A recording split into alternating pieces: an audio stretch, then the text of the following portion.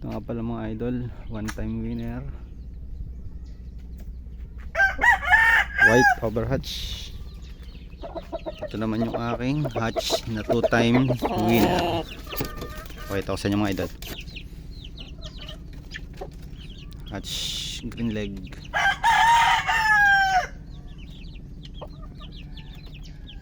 Yan mga idol, 2-time winner na yung aking inahin. Naman mga idol yung aking mga sisiw, mga bagong papisa na sila, 40 days na. 11 pieces, 40 days mga idol. Malulusog, oh, malilikot. 40 days na sila idol.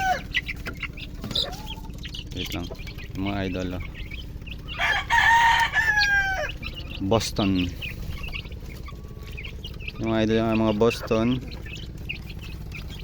Valid nga pala mga idol, sa nagtatanong ay 40 days. Inihiwalay ko na sila doon sa kanyang inahin dahil buo na rin naman kasi mga balahibo nila. Yan, kaya inihiwalay ko na sila sa kanilang inahin dahil medyo makipot yung aking kulungan. Medyo naapakan nila yung ano, sisiw. 40 day old Boston cross hatch.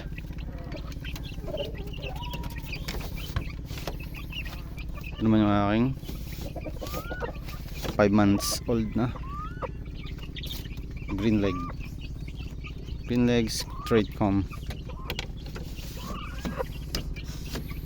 Yung mga idol, medyo mainit ang panahon kaya nakaano sila, Bitmin Pro.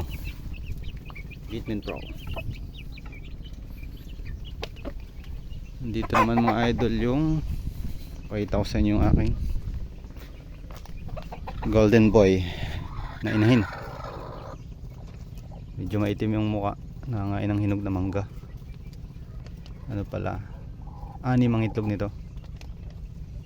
Siguro mga 4 days na lang mapisa na to.